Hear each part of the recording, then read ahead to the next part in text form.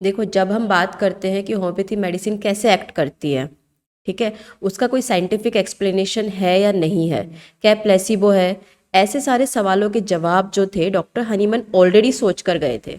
इसके लिए उन्होंने एफोरिज्म 28 और 29 के अंदर एक चीज़ इंट्रोड्यूस की थी, अगर आप सबको याद है तो वो है मोडस ऑपरेंडी। मोडस ऑपरेंडी क्या है? Method of action of drug, कैसे काम करती है हमारी ड्रग। ठीक है, तो हम यहीं पर इसको डिटेल में समझने वाले हैं। जैसा कि सबसे पहले हमें समझना पड़ेगा कि हाउ अ मैन गेट्स सिक। ठीक है, सिकनेस आती कहाँ से है? तो आप चाहे एलोपैथी वर्जन ले इसका या फिर होम्योपैथी वर्जन ले, ठीक है, दोनों में एक चीज़ क्या है कि कोई भी एक्सटर्नल मॉर्बिफिक एजेंट अगर आप एलोपैथी में लेते हैं तो वो कोई वायरस हो सकता है, ठीक है, वो किसी का पैरासाइट हो सकता है, कुछ भी ऐसी चीज़ फॉरेन पार्टिकल जो हमारे बॉडी पे एक्ट करती है, तो उसे बोलते हैं एक्सटर्नल मॉर्बिफिक एजेंट। ये एजेंट क्या करते हैं? वाइटल फोर्स पे काम करते हैं। वाइटल फोर्स जो होम्योपैथ हैं या जो होम्योपैथी स्टूडेंट्स हैं वो वाइटल फोर्स समझते हैं क्या है। मैं फिर भी आपको एक जर्नल टर्म में बता देती हूँ। वाइटल फोर्स एक तरह का डायनेमिक एनर्जी है। ठीक है, आप एनर्जी को कहीं भी मेजर नहीं कर सकते, आप एनर्जी को देख नहीं सकते। हाँ, ये जिस आप जैसे चाहे ना वैसी शेप में ज़रूर जा सकती है। तो वाइटल फोर्स एक तरह की डायनेमिक स्पिरिचुअल एनर्जी है। ठीक है, इसी से पूरा बॉडी का सारा मैकेनिज्म चलता है। आपके जितने भी नॉर्मल फिजियोलॉजिकल फंक्शनल्स हैं, साथ में आपके जितने भी नॉर्मल साइकोलॉजिकल फंक्शन है, जितने भी इमोशंस हैं, लाइक एंगर है, आपका ग्रिफ है, दुख आ रहा है, ठीक है, किसी बात पर रोना आ रहा है, किसी बात पर सडन हैप्पीनेस हो रही है, ये सारे इमोशंस, तो ये भी ऐसे साइकोलॉजिकल इमोशंस है। तो इन सबको भी वाइटल फोर्स ही अरेंज करता है। तो इसलिए वाइटल फोर्स को एक डायनेमिक एनर्जी बोला हुआ है। ठीक है, ये डायनेमिक एनर्जी जब इस एक्सटर्नल मॉर्बिफिक एजेंट्स के साथ कांटेक्ट में आती है तो ये डीअरेंज हो जाती है। डीअरेंज का मतलब यहाँ पर इसका नॉर्मल फंक्शनिंग क्या हुआ? ऑल्टर हुआ। ठीक है, नॉर्मल फंक्शनिंग ऑल्टर होने के बाद यहाँ पर साइन एंड सिम्टम्स बॉडी में क्रिएट होते हैं। तो ये जो साइन एंड सिम्टम्स क्रिएट होते हैं, यहाँ से क्या बनता है? सिकनेस आती है। ठीक है, कोई भी अगर डिजीज़ है, किसी भी रिगार्डिंग डिजीज़ है, एक कॉमन हम कोल्ड या कफ कुछ भी ले सकते हैं। तो कोल्ड कफ में क्या होता है? ऐसे सिम्टम्स आते हैं, आपको सिम्टम्स के थ्रू ये बीमारियां दिखती है। अगर कोराइजा है, कोराइजा में क्या होता है? नेजल डिस्चार्ज आता है, कफ होता है, फीवर आता है, तो लगता है इसे वायरल फीवर है। ठीक है, अगर उसको थ्रोट में कंजेशन है, थ्रोट में इरिटेशन है, तो क्या है? अपर रेस्पिरेटरी ट्रैक्ट इन्फेक्शन है। तो जितनी भी बीमारियां बॉडी में है उनका आपको सामने प्रेजेंटेशन कैसे आता है? प्रेजेंटेशन आता है इसके जरिए, साइन एंड सिम्टम्स। तो अगर ये साइन एंड सिम्टम्स आपको शो हो रहे हैं, इसका मतलब यहाँ से सिकनेस आ रही है। अब मैन क्या हो गया? सिक हो गया। अब कोई भी हेल्दी ह्यूमन बींग यहाँ पर सिक हो जाता है, जिसे हम बोल सकते हैं डिजीज कंडीशन। ठीक है, अब इसको क्या करना है? आपको क्योर करना है। क्योर माने आपको ठीक करना है। तो आप ठीक करने के लिए क्या देंगे? आप ठीक करने के लिए देंगे ये क्या है? आपका ड्रग। ड्रग क्या है? ड्रग एक ऐसी मेडिसिनल क्वालिटी होती है जिसमें रिकवरी या क्योर करने की क्वालिटी रहती है, गुणवत्ता रहती है। ठीक है, ड्रग, मेडिसिन, रेमेडी, आप कुछ भी बोल सकते हैं। अब ये ड्रग उसको दी पेशेंट को। ड्रग देने के बाद क्या होता है? बॉडी के अंदर ये एक तरह का सिमिलर सिम्टम्स प्रोड्यूस करते हैं। It produce the strong similar symptom, जिसे बोलते हैं हम आर्टिफिशियल डिजीज। आर्टिफिशियल मीन्स क्या होता है? जो क्रिएट की गई है। और ये डिजीज कहाँ से क्रिएट की गई है? ड्रग देने के बाद, इसलिए इसको आप आर्टिफिशियल डिजीज बोलेंगे। तो जो होम्योपैथी मेडिसिन होती है, अब जो ड्रग हमने दी है ना, ये होम्योपैथी मेडिसिन है। ठीक है, ये होम्योपैथी मेडिसिन का क्या काम क्या होता है? बॉडी में जाके जो भी मेडिसिन की क्वालिटी है, जो भी उस पेशेंट की इंडिविजुअलाइजेशन के ऊपर बेस्ड है, वैसे ही strong and similar symptoms produce करती है ना। इसलिए हम इसको बोलते हैं आर्टिफिशियल डिजीज़। ये जो आर्टिफिशियल डिजीज़ होती है, ये आर्टिफिशियल डिजीज़ रहती है स्ट्रॉन्ग। ठीक है, ये आर्टिफिशियल डिजीज़ जब बॉडी में क्रिएट होती है, तो जो ऑलरेडी वीक नेचुरल डिजीज़ थी, जिससे हमने यूआरटीआई नाम दे दिया था, किसी भी तरह का हमने वायरल फीवर नाम दे दिया था, आप कुछ भी इसमें नाम दे सकते हैं। इसको हम बोल सकते हैं ओवरऑल वीक नेचुरल डिजीज़। ये कुछ भी हो सकता है, कोई भी इसमें नाम आ सकता है। वीक नेचुरल डिजीज़ अब स्ट्रॉन्गर वन है, ये नेचुरल डिजीज़ यहाँ पर वीकर वन है, तो स्ट्रॉन्गर वन वीकर वन को क्या करेगा?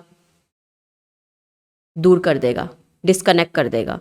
ठीक है, वहाँ से भगा देगा, क्योंकि एक सिंपल लॉ अपने होम्योपैथी में फॉलो होता है, और फॉलो में भी ना होके आपके कॉमन लाइफ में एक सिंपल लॉ आप फॉलो करते हैं, नेचर ऑफ लॉ या लॉ ऑफ नेचर।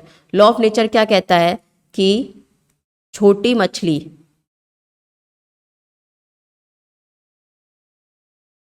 मछली को कौन खा जाता है? बड़ी मछली। ये आप एक सिंपल नेचर है। अगर आप स्ट्रॉन्ग है तो आप क्या करोगे? वीकर के ऊपर ओवर पावर करने की कोशिश करोगे। आप किसी अथॉरिटी में हो, आप बॉस हो, आपके पास पावर है, तो आप क्या करोगे? जो आपके नीचे एम्प्लॉय हैं, जो वीकर वन है, उनके ऊपर आप ओवर पावर करने की कोशिश करोगे उससे काम निकलवाने के लिए। अगर हम हमारे नेचर में देखें तो प्रकृति में ऐसा नियम ऑलरेडी बना हुआ है। शेर है, शेर क्या खाता है? बकरी को। बकरी किसको खाती है? घास को। एक सिंपल उसमें है। छोटी मछली को कौन खाता है? बड़ी मछली। बड़ी मछली को कौन खाता है? उससे भी बड़ी मछली शार्क। शार्क के बाद फिर आती है वेल, उससे भी बड़ी मछली।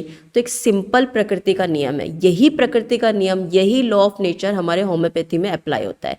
कैसे अप्लाई होता है वो मैं आपको यहाँ बता रही हूँ। आर्टिफिशियल डिजीज जो कि ड्रग से प्रोड्यूस की गई है, ये स्ट्रॉन्गर होगी इस वीक नेचुरल डिजीज से। फिर ये क्या होगा? ये वहाँ से चला जाएगा, ये वहाँ से उसको काट देती है। अब आर्टिफिशियल डिजीज़ वहाँ पर रह गई है। ये आर्टिफिशियल डिजीज़, अब क्या होता है, कोई भी ड्रग आपने दी है ना, तो उस ड्रग का काम करने का एक टाइम लिमिट होता है, ठीक है ना। किसी भी तरह का टाइम लिमिटेशन होता है कि हाँ इसका पीरियड कि भाई 3-4 डेज़ का है या 3 to 4 आवर्स का है। हर रेमेडी का आपको अलग अलग मिलने वाला है, क्योंकि होम्योपैथी में इतनी सारी मेडिसिन हैं, उनके इतने सारे सिम्टम्स हैं, उसी हिसाब से उनके हर सिम्टम्स के इंक्यूबेशन पीरियड बोलते हैं, यानी टाइम पीरियड बोलते हैं, उनका टाइम लिमिटेशन कैसे काम करती है। तो इसका वो लिमिटेशन पूरा होने के बाद, चूँकि आर्टिफिशियल है, क्रिएट की गई है, तो ये धीरे धीरे अपने आप चली भी जाएगी। जब इसका टाइम लिमिटेशन पूरा हो जाएगा तो आर्टिफिशियल डिजीज भी ऑटोमेटिक चली जाएगी। अब क्या हुआ? Now the sick man is free from the artificial and natural disease both. अब वहाँ से ड्रग वाली डिजीज भी नहीं है, और ये नेचुरल डिजीज जो किसी वायरस, पैरासाइट या किसी एक्सटर्नल मॉर्बिफिक एजेंट की वजह से आई थी, वो भी नहीं है। इन सिंपल, अब ये सिक मैन क्या हो गया? कंप्लीट क्योर की तरफ चला गया। एक सिंपल ये फंडा है, पूरा साइंटिफिक एक्सप्लेनेशन है। अक्सर जो ये सवाल उठते हैं ना, इन सवालों के ऊपर ना एक्चुअली रिसर्च भी की गई है। ये रिसर्च की है बार्क ने, Bhabha atomic research centre.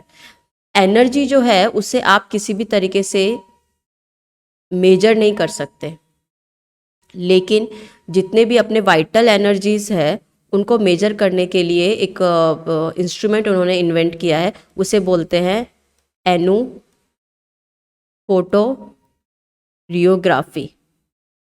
Vital science जैसे कि आपका पल्स है, आपका रेस्पिरेशन रेट है, आपका SpO2 है, ये सारे आप इसके थ्रू मेजर कर सकते हैं। तो उन्होंने अपने पूरे रिसर्च में, ये रिसर्च का अगर आपको लिंक चाहिए तो मैं आपको डिस्क्रिप्शन में दे दूंगी, उस रिसर्च को आप पूरा डिटेल में पढ़िए। उसे इन बार्क वालों ने, भाभा एटॉमिक रिसर्च सेंटर वालों ने बाकायदा रिसर्च के ज़रिए इस चीज़ को प्रूफ किया है कि होम्योपैथी मेडिसिन्स के अंदर नैनो एनर्जीज़ है, और ये एनर्जीज़ किसी भी वाइटल्स को चेंज करने की क्षमता यानी कैपेसिटी रखते हैं। तो अब हम ये नहीं कह सकते कि होम्योपैथी मेडिसिन्स प्लेसिबो की तरह है, या होम्योपैथी मेडिसिन्स ऐसी मीठी गोलियां और क्या काम करती है। अब हमारे पास बाकायदा इसका साइंटिफिक एक्सप्लेनेशन भी है। रिसर्च, हमारे पास एक साइंटिफिक एविडेंस है, और उसके पीछे का प्रिंसिपल, लाइक आप कोई भी काम शुरू करते हैं ना, आप किसी भी चीज़ को फॉलो करते हैं तो उसके पीछे का प्रिंसिपल आपको पता होना चाहिए। आप उसका एक प्रिंसिपल क्रिएट करते हैं कि हम ये काम ना इस बेस पर, इस लॉ पर शुरू करने वाले हैं। तो उसी तरह से होम्योपैथी कुछ प्रिंसिपल्स पर बेस्ड है, जिनके ऊपर एक्सप्लेनेशन होते हैं कि होम्योपैथी मेडिसिन कैसे काम कर रही है, पेशेंट कैसे क्योर हो रहा है, या पेशेंट किस तरफ जा रहा है। तो ये सारे के सारे प्रिंसिपल्स ऑलरेडी फ्यूचर के बारे में सोचकर डॉक्टर हनीमैन पहले से ही समझा कर गए हैं ऑर्गन ऑफ मेडिसिन के अंदर। ये सारे लॉज ऑर्गन ऑफ मेडिसिन के अंदर दिए हुए हैं, ठीक है। उनमें से एक है मोडस ऑपरेंडी, एफोरिज्म नंबर 28। आप ऑर्गन ऑफ मेडिसिन में जाकर अगर आप देखते हैं तो आप ये एफोरिज्म ना उस तरीके से पढ़ना जैसे मैंने बताया है, एक सिंपल लैंग्वेज में, ठीक है। ड्रग दिया, ड्रग देने के बाद आर्टिफिशियल डिजीज़ क्रिएट हुआ, आर्टिफिशियल डिजीज़ का एक टाइम लिमिटेशन है ड्रग्स का, वो वहाँ से रिमूव हो गया, तो आपका वीक नेचुरल डिजीज़ भी चला गया। अब जो मैन है वो उसके पास ना आर्टिफिशियल डिजीज़ है, ना उसका वायरस पैरासाइट वाला क्रिएट किया हुआ डिजीज़ है, अब वो कम्प्लीटली फ्री है, कम्प्लीटली क्योर है। यहाँ से होम्योपैथी मेडिसिन एक्ट करना शुरू करती है। ये तो हमने उसका साइंटिफिक एक्सप्लेनेशन पढ़ा।